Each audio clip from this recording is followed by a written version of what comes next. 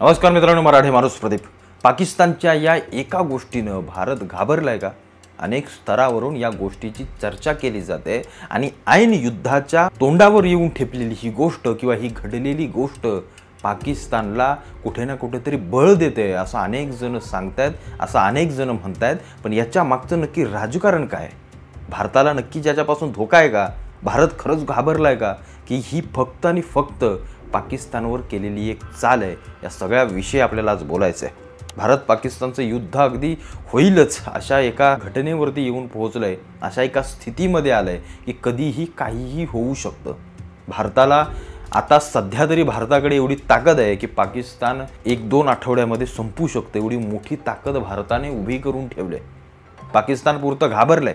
ते फक्त जरी दाखवत असतील की आम्ही किती ताकदवान आहोत, आम्ही किती शौर्यशाली आहोत, आम्ही काहीही करू शकतो, आमच्याकडे एवढे परमाणू आहेत, तेवढे परमाणू आहेत, तर त्या पाकिस्तानने एवढंही लक्षात ठेवावं की त्यांच्या तोडीस तोड भारत देखील तेवढा सक्षम आहे।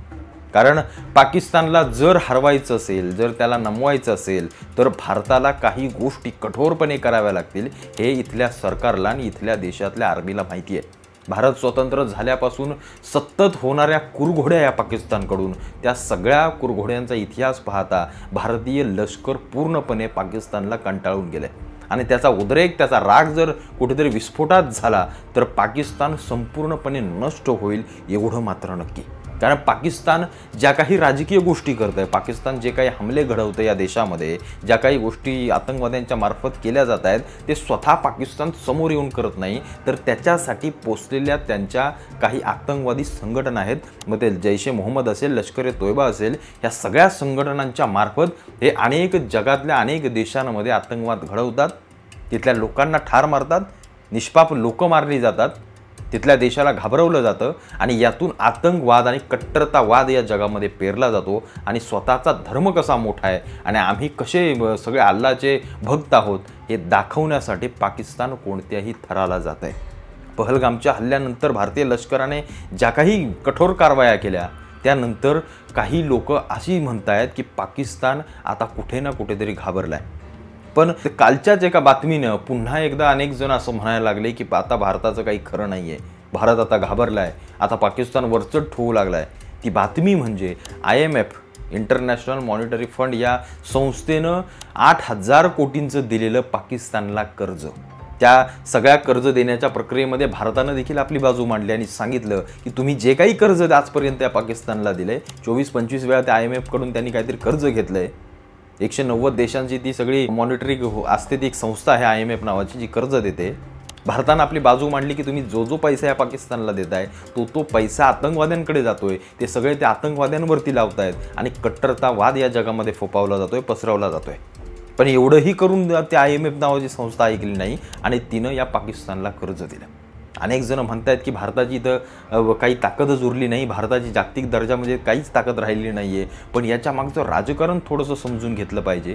ह्या सगळ्या जरतरच्या गोष्टी आहेत, पण आपल्याला जर राजकारण समजून घ्यायचं असेल तर मग आपल्याला या सगळ्या गोष्टीच्या खोलात जावं लागेल। जर पाकिस्तानला सध्या पैशांची गरज आहे, कारण तो भिकारी देश आहे, त्यांच्याकडे खायला पैसा नाही आहे, त्यांच्याकडे 1 रुपयाची गोष्ट 100 रुपयाला मिळते, इतका रस्त्यावर आलेला तो देश, त्यामुळे त्यांची काही लायकी नाही आहे आपल्यासमोर। पण जर या पाकिस्तानला आता पैसा जर पुरवायची वेळ आली, जर द्यायची वेळ आली, तर मग पाकिस्तान पसरेल ते हात कोणासमोर? तर तो एकमेव देश म्हणजे चायना, चीन। त्या चीनकडे हात पसरवेल आणि चीननं एकदा का पाकिस्तान आणि भारताच्या युद्धामध्ये एंट्री घेतली, पाकिस्तानला जर त्यांचं सैन्यबळ किंवा आतून जरी गपचूप दारुगोळा पोहोचवला, पैसा पुरवला, तरी भारताला ते वरचढ ठरू शकतात। कारण वरचढ ठरणार नाहीत, पण आपल्या मागे तसे देश आहेत। पण चायनाला कुठे ना कुठेतरी बॅकफूटला टाकायचं, चायनाला कुठे ना कुठेतरी मागे टाकायचं, ह्या सगळ्या जागतिक दर्जाच्या मोठ्या देशांची ही एक चाल आहे। जर पाकिस्तानला जर IMFनं कर्ज दिलं नसतं तर चायनाने त्यांना दिलं असतं, चायनीज ड्रोन आले असते, चायनीज प्रत्येक गोष्ट, त्यांची विक्री तिकडे वाढत गेली असती, त्यांनी इथे हस्तक्षेप करायला वेळ लावला नसता आणि कदाचित हे चालणारं युद्ध जे भारताच्या बाजूने अगदी शक्तिशाली आहे, ते कुठे ना कुठेतरी पाकिस्तानला देखील असं वाटेल की आम्ही देखील शक्तिशाली आहोत। म्हणून हे IMFनं कर्ज दिलं, त्यांना ते मिळालं।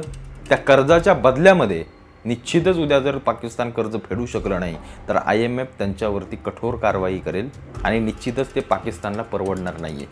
सध्या त्यांचं असं झालं की आपले हात दगडाखाली तोपर्यंत घ्या, पुढं बघता येईल, पुढचे कोण येतील शासक ते बघून घेतील, तिकडे झक मारत जाऊ, अशा सगळ्या स्थितीमध्ये पाकिस्तान सध्या आहे. पण जे लोक म्हणतात की कर्ज मिळाल्यामुळे आता पाकिस्तान वरचढ झाला आहे, त्यांनी एक गोष्ट लक्षात ठेवावी, ही देखील चाल नरेंद्र मोदी आणि आपल्या भारत सरकारचीच आहे. कारण चायनासारखा देशाला आता पुढे येऊ द्यायचं नाही. कारण आत्ताच डोनाल्ड ट्रम्प यांनी चायनावरती जो टॅरिफ लावला आहे, म्हणजे चायनावरती सगळ्यात जास्त लावला आणि बाकीच्या देशांचा सध्या तरी 3 महिन्यांसाठी माफ केला आहे, हे पाहता चायनीज ब्रँड चायनाला कुठे ना कुठेतरी जगाच्या शर्यतीमध्ये पुढे जाऊ द्यायचं नाही. हा सगळ्यात महत्त्वाचा प्लॅन आहे, हा सगळ्यात महत्त्वाची रणनीती आहे. आणि त्याच्यामुळंच IMFनं सध्याच्या युद्धाच्या परिस्थितीमध्ये देखील पाकिस्तानला कर्ज देण्यासाठी होकार दिला आहे आणि त्यांना ते कर्ज मिळालं आहे. पण त्यातून हे IMF ज्या प्रकारे कर्ज देणार आहे ती गोष्ट देखील आपण समजून घेतली पाहिजे. ते त्यांनी जो काही आकडा दिला आहे $2.4 मिलियन, त्यातलं काही सगळंच कर्ज त्या पाकिस्तानला मिळणार नाही आहे. त्यातली काही ठराविक रक्कमच त्यांना मिळली जाईल आणि त्यातून देखील ते तो पैसा कुठे वापरतायत याच्यावरती देखील IMFचं लक्ष असणार आहे.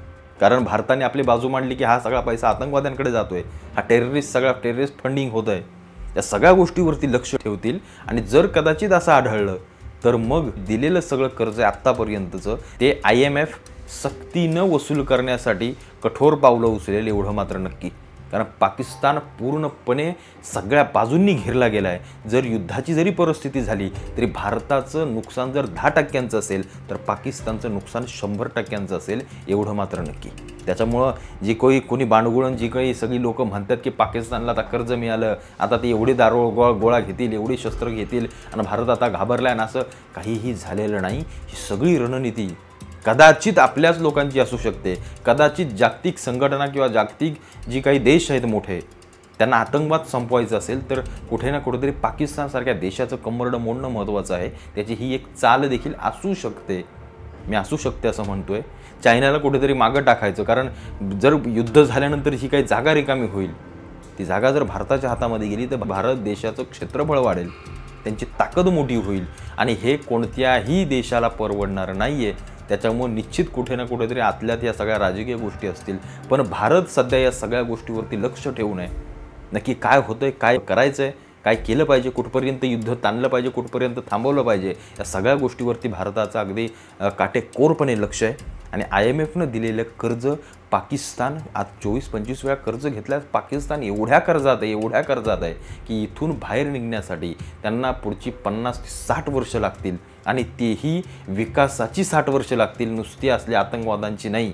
नाहीतर तो पूर्णपणे बेचिराग झालेला देश असेल, जो आर्थिकदृष्ट्या अत्यंत दुर्बल आणि भिकारी झालेला देश असेल की उद्याच्या काळामध्ये एखाद्या वेळेस ते देश देखील विकायला काढतील, अशी सगळी परिस्थिती सध्याच्या घडीला त्यांच्यासमोर उभी आहे. एक गोष्ट लक्षात घ्या, ही एक गनिमिकावा आहे छत्रपतींचा की समोरचा शत्रू हा आधी आर्थिकदृष्ट्या, त्याच्यानंतर शारीरिकदृष्ट्या आणि त्याच्यानंतर मानसिकदृष्ट्या त्याला पूर्णपणे संपवून टाकायचा. आणि युद्धाची रणनीती हीच असते. सध्या पाकिस्तान आर्थिकदृष्ट्या पूर्णपणे बेचिराग झाला आहे, त्यांना मानसिकदृष्ट्या जर शारीरिकदृष्ट्या जर त्रास द्यायचा असेल तर युद्ध हा एकच पर्याय आहे. आणि त्याच्यासाठी त्यांना आधी आर्थिकदृष्ट्या दुर्बल करावं लागेल. आणि ही सगळ्यात महत्त्वाची आणि मोठी चाल असू शकते. कारण जोपर्यंत नरेंद्र मोदी आणि त्यांचे सहकारी सत्तेत आहेत तोपर्यंत कुठे ना कुठेतरी देश हा अत्यंत मजबूत स्थितीत उभा आहे असं प्रत्येक भारतीयाला आज मनातून वाटतंय. ही सगळ्यात महत्त्वाची गोष्ट आहे. त्याच्यामुळे आपल्या लष्कराच्या मागे, आपल्या सगळ्या राजकारण्यांच्या मागे, म्हणजे जे सत्तेमध्ये आहेत ते आपल्या पंतप्रधानांच्या मागे, आपल्या सर्व नेत्यांच्या मागे आपल्याला ठामपणे उभं राहायला पाहिजे, जे राष्ट्रभक्तीसाठी, देशासाठी लढत आहेत आणि आपल्या देशाचा डंका संपूर्ण जगामध्ये पिटतायत. त्यांच्यासाठी आपल्या सर्वांना एकजुटीनं राहिलं पाहिजे.